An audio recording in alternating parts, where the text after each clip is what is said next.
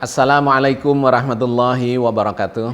Alhamdulillah wassalatu wassalamu ala Rasulillah la haula wala quwata illa billah. Sahabat sekalian, kita bersyukur pada Allah masih diberi kesehatan dan segala macam kebaikan ya, karunia dari Allah yang Maha menyayangi kita, sehingga hari ini kita masih bisa berjumpa di dalam program Cangkir Tasawuf Modern episode yang ke-110. Hari ini kita akan melakukan kajian seputar dengan zikrul maut, karena kita melihat betapa banyak di sekitar kita berita-berita kematian sepanjang pandemi yang sampai sekarang masih terus berlangsung dan masih belum bisa dikendalikan dengan baik. Bukan hanya di Indonesia tapi di seluruh dunia itu terus bergantian ya, ada yang gelombang 1, gelombang 2, gelombang 3. Yang itu menunjukkan betapa pandemi ini belum bisa dikendalikan dengan baik dan masih berada di luar prediksi dari para ilmuwan yang mempelajari tentang fenomena virus COVID-19 ini. Sahabat sekalian, dalam kondisi yang seperti ini, saya kira kita perlu untuk melakukan kajian ini ya, mengambil hikmahnya dan mempersiapkan diri dengan baik. Karena tingkat kematian yang terjadi di sekitar kita luar biasa. Kalau kita lihat dalam level dunia, yang terpapar COVID ini sudah lebih dari 185 juta kasusnya. Sedangkan yang mengalami kematian lebih dari 4 juta orang. Di Indonesia itu juga termasuk yang tinggi.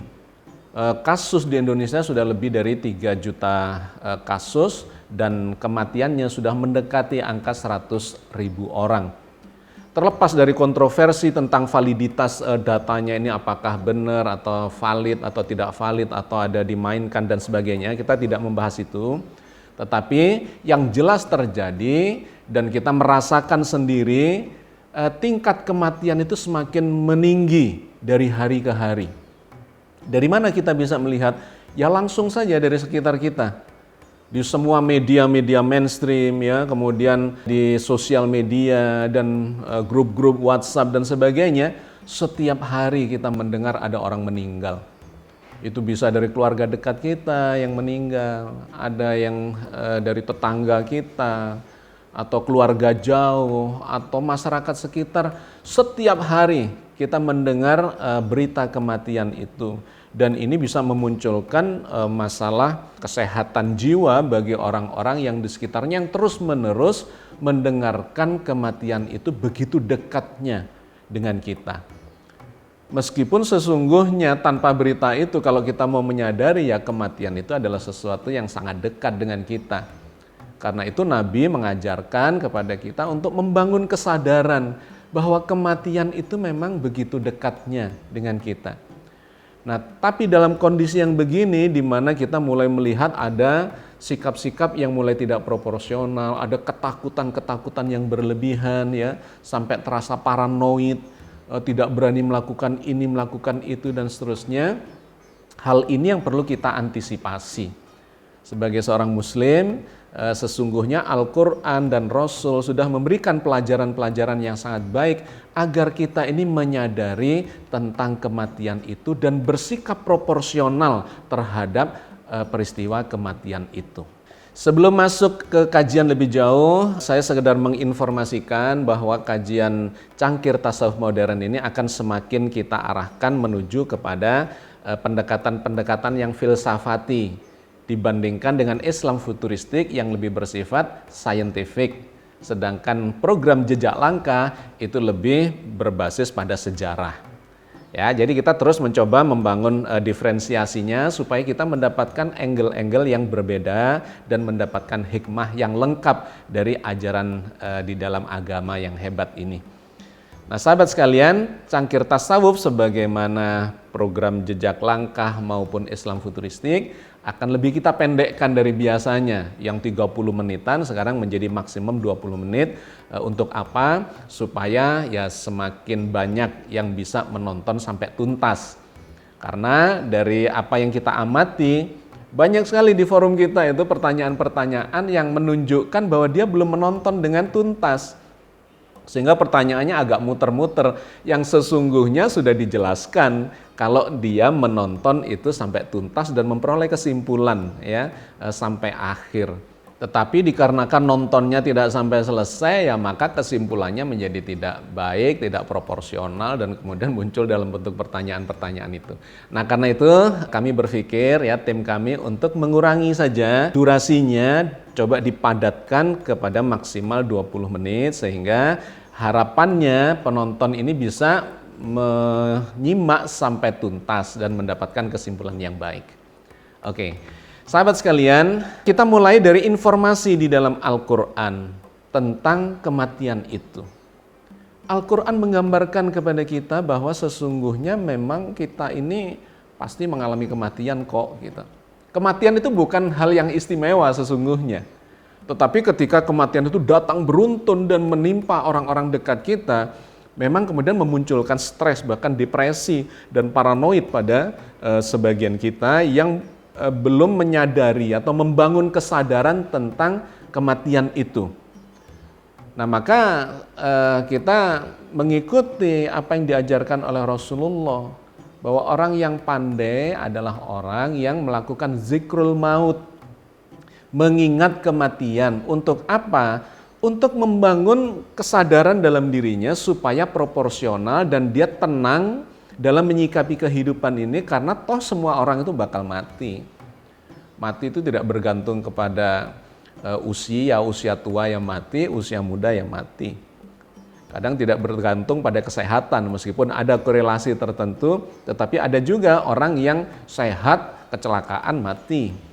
Ya, dan sebagainya. Tidak bergantung pada umur, pada kesehatan, dan apalagi kekayaan dan segala macam yang bersifat tempelan aksesoris. Tidak. Kematian akan datang menghampiri siapapun yang disebut sebagai makhluk hidup. Maka Allah mengatakan atau berfirman di dalam surat Al-Anbiya ayat 35. Kullu nafsin dha'iqatul maut wa nabluukum bisyarri wal khairi fitnah wa ilaina turja'un. Setiap yang berjiwa akan mengalami kematian. Kami akan menguji kamu dengan keburukan dan kebaikan sebagai cobaan. Dan hanya kepada Kamilah kamu semua bakal dikembalikan. Jadi sahabat sekalian, kematian itu adalah sebuah keniscayaan. Semua yang berjiwa, semua yang dilabeli sebagai hidup, ya pasti bakal mengalami kematian. Karena yang maha hidup dan hidup selamanya kekal abadi, tidak ada batasnya, ya hanya Sang Pencipta yang maha hidup, yang kekal, tanpa terikat oleh dimensi ruang ataupun waktu. Manusia bakal mengalami kematian. Nah, Al-Quran menyadarkan atau memberikan kesadaran semacam ini berkali-kali kepada kita. Bahwa kita ini pasti mengalami kematian. Kalau sudah datang kematian gak akan bisa dimundurkan atau dimajukan. Berlindung di dalam benteng yang kokoh pun pasti didatangi kematian. Itu berulang kali.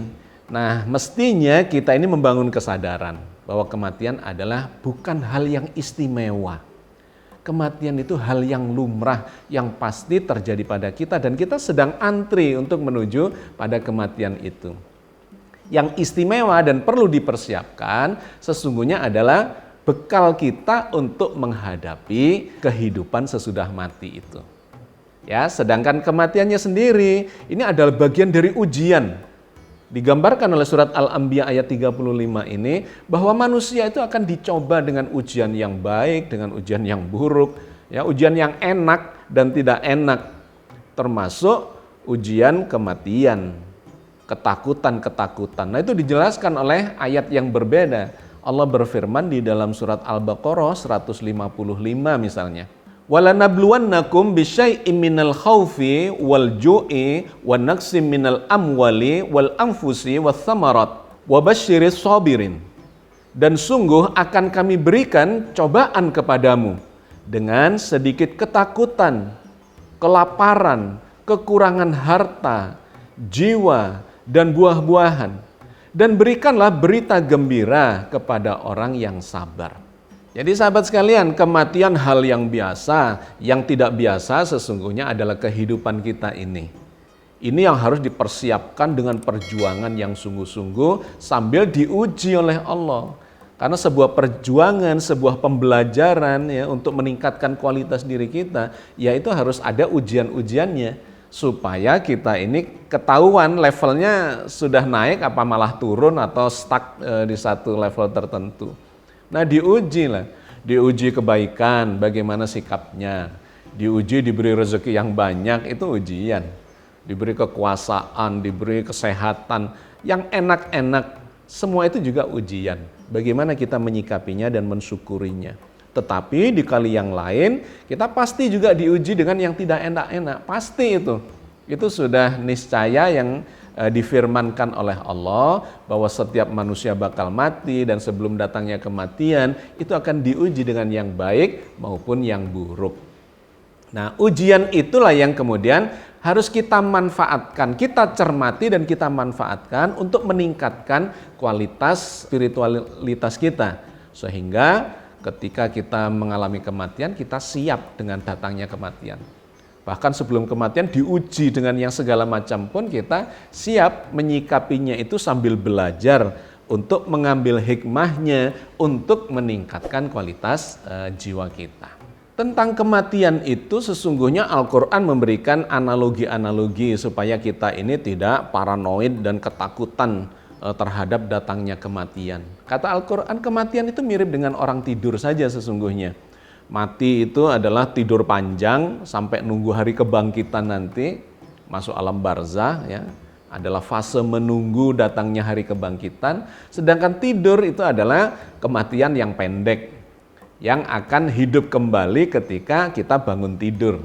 Nah, yang begini ini sudah digambarkan oleh Allah misalnya di dalam surat Az-Zumar ayat 42. Allahu yatawaffal anfusa hina mautiha wallati lam tamut fi manamiha fayumsikul lati qada 'alaihal mauta wa yursilul ukhra ila ajalin musamma inna fi dzalika laayatil liqaumin yatafakkarun. Allah memegang jiwa seseorang ketika matinya dan jiwa orang yang belum mati di waktu tidurnya. Maka dia tahanlah jiwa yang telah dia tetapkan kematiannya. Dan dia melepaskan jiwa yang lain sampai waktu yang ditetapkan. Sungguh pada yang demikian ini terdapat tanda-tanda kekuasaan Allah bagi kaum yang berfikir. Jadi sahabat sekalian, ayat ini memberikan gambaran kepada kita tentang analogi kematian dan tidur ya, kurang lebih sama lah. Karena itu di dalam ajaran Islam ini setiap mau tidur dan bangun tidur itu mesti mengkaitkan dengan kematian. Doa-doanya itu terkait dengan kematian. Misalnya ketika mau tidur, doa yang diucapkan Bismika Allahumma ahya wa bismika amut. Ya Allah, dengan namamu aku ini hidup ya, dan dengan namamu aku mati. Mau tidur itu sudah mengkaitkan dengan kematian. Bangun tidur juga sama. Alhamdulillahilladzi ahyana ba'da ma amatana wa ilaihin nusur. Terima kasih segala puji bagimu ya Allah yang telah menghidupkan aku dari matiku semalaman. Jadi sahabat sekalian, tentang ini Al-Quran telah memberikan, membangun kesadaran kita bahwa kematian itu sesuatu yang niscaya. Yang harus kita lakukan adalah mempersiapkan itu.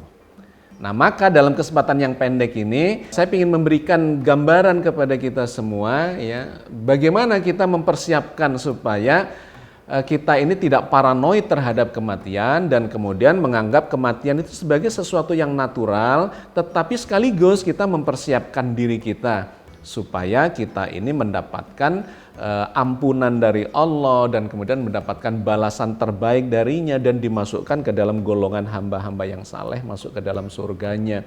Nah, itu terkait dengan apa yang kita persiapkan. Sahabat sekalian, ada 4 hal yang saya kira baik untuk dipersiapkan dalam menyikapi kematian itu. Yang pertama, marilah kita bangun kesadaran dalam pikiran kita bahwa kematian itu bukanlah hal yang istimewa karena semua orang bakal mengalaminya dan kita sedang menuju pada kematian kita. Satu ya, setiap bangun tidur atau sebelum tidur dan bangun tidur, kita selalu membangun kesadaran itu bahwa kematian bisa datang kapanpun termasuk di dalam tidur kita itu. Karena itu ketika terbangun, kita mengucapkan syukur pada Allah masih diberi kesempatan. telah dimatikan semalaman dan sekarang dihidupkan kembali. Ya, jadi perasaan itu kita bangun sebagai sebuah hal yang lumrah di dalam alam bawah sadar kita. Satu. Yang kedua, kita harus membangun kesadaran bahwa kematian atau bahkan tubuh kita ini, seluruh nasib kita ini sesungguhnya di tangan Allah. Bukan kita sesungguhnya penguasa kehidupan kita ini. Kita ini cuma menjalani saja dan kemudian diberi koridor untuk melakukan usaha. Tetapi semuanya itu yang menentukan adalah Allah. Usaha kita akan dibalas dengan baik ketika usahanya baik dan kemudian dibalas jelek kalau usaha kita jelek. Ya, kita yang berusaha, Allah yang menentukan. Artinya dengan kata lain, sesungguhnya penguasa yang sesungguhnya dalam kehidupan kita atau penguasa kehidupan kita itu bukan kita. Kita diberi porsi untuk itu, tetapi sekali lagi Allah yang menguasai. Karena itu kita harus berkait atau mengkaitkan semuanya ini dengan Allah sebagai penguasa kehidupan kita. Itu akan membuat kita menjadi nyaman, akan membuat kita menjadi tenang, ya. Karena orang-orang yang beriman itu Allah akan memberikan ketenangan di dalam batinnya. Dua. Yang ketiga, lepaskanlah perasaan berdosa dalam diri kita. Bagaimana caranya? Mohon ampun kepada Allah. Nabi mengajarkan kepada kita bahwa beliau yang maksum, yang dijamin sudah diampuni dosa-dosanya itu pun selalu memohon ampun kepada Allah. Mengajarkan kepada kita, karena setiap saat kita ini melakukan dosa, baik yang kecil maupun yang besar, baik yang tidak sengaja maupun yang karena kebodohan kita ataupun karena ketidakmampuan mengendalikan diri atau bahkan karena kesengajaan. Setiap saat kita merasakan ada dosa yang menghantui kita. Nah, sesungguhnya perasaan berdosa itulah yang menyebabkan seseorang itu takut untuk menghadapi kematian. Maka caranya bagaimana? Lepaskan perasaan berdosa itu dengan cara bermohon kepada Allah. Mohon ampun kepada Allah bahwa Allah itu adalah Tuhan yang Al-Ghafurur Rahim, yang maha mengampuni dan maha menyayangi kita semua. Kalau kita bertobat, kita mohon ampun, maka pasti akan diampuni oleh Allah. Allah berfirman itu di dalam surat Az-Zumar ayat 53 bahwa orang-orang yang melampaui batas dalam berbuat dosa pun kalau dia bertobat dan mohon ampun kepada Allah, maka Allah akan mengampuninya. Qul ya ibadiyalladzina asrafu ala anfusihim la taqnatu mir rahmatillah. Innallaha yaghfirud dzunuba jami'a. Innahu huwal ghafurur rahim. Katakanlah, hei hamba-hambaku yang melampaui batas terhadap diri mereka sendiri, janganlah kamu berputus asa dari rahmat Allah. Sesungguhnya Allah mengampuni dosa-dosa semuanya. Sesungguhnya Dialah yang maha pengampun lagi maha penyayang. Karena itu sahabat sekalian, manfaatkanlah firman atau statement dari Allah ini bahwa Dia adalah Tuhan yang maha pengampun. Innallaha yaghfirud dzunuba jami'a. Sesungguhnya Allah itu mengampuni semua dosa, bahkan terhadap orang-orang yang melampaui batas. Nah, kalau kita melakukan itu dengan penuh keyakinan bahwa Allah itu tidak pernah mengingkari janjinya, maka kita akan mendapatkan kelapangan dalam jiwa kita. Ya Allah, hari ini aku telah berbuat dosa ini dan itu. Mohon ampunanmu ya Allah, Engkaulah Zat yang maha mengampuni dosa-dosa setiap hamba bahkan yang melampaui batas. Mudah-mudahan Kau berkenan mengampuni dosa-dosa kami. Terus itu lakukan setiap hari. Afirmasikan ke dalam jiwa kita. Sebelum sholat, saat sholat, sesudah sholat, dalam setiap doa, menjelang tidur, bangun tidur, dan sebagainya. Teruslah mohon ampun kepada Allah. Dengan penuh keyakinan bahwa Allah adalah Zat yang maha mengampuni dosa hamba-hambanya. Apapun itu. Dengan cara itu maka kita akan merasa lapang jiwa kita. Dan keyakinan itu adalah sebuah kepastian yang dijanjikan oleh Allah sendiri. Ya, yang ketiga adalah mohon ampun setiap saat. Karena kalau sudah diampuni, maka insya Allah dosa kita menjadi 0. Dan kalau nanti ditimbang di hari akhirat, itu akan lebih banyak di pahala kita. Meskipun pahala kita cuma sedikit. Tetapi karena sudah diampuni, dosanya menjadi 0. Mudah-mudahan kita termasuk orang-orang yang diampuni dosanya oleh Allah dan kemudian dimasukkan ke dalam golongan hamba-hamba yang saleh, dimasukkan ke dalam surganya. Amin. Dan yang terakhir, marilah kita senantiasa mensyukuri semua yang Allah berikan pada kita. Syukuri kesehatan yang sudah diberikan kepada kita itu. Syukuri rezeki, syukuri kesempatan, syukuri usia yang masih dititipkan sama kita. Syukuri semuanya. Kesyukuran ini adalah berpikir positif yang akan semakin melonggarkan jiwa kita. Sehingga kita akan terhindar dari rasa stres, dari depresi, dari paranoid, disebabkan begitu banyaknya berita tentang kematian di sekitar kita. Tetapi dengan membangun kesadaran yang proporsional, kita akan bisa melepaskan itu dan akan menghadapi semuanya ini dengan proporsional juga. Sambil terus berharap dan bermohon kepada Allah, mudah-mudahan Allah senantiasa membimbing kita di atas jalan yang diridhoinya dan kapanpun kita kembali kepada Allah dalam keadaan terbaik kita, dalam keadaan yang husnul khotimah. Amin ya Rabbal Alamin. Assalamualaikum warahmatullahi wabarakatuh.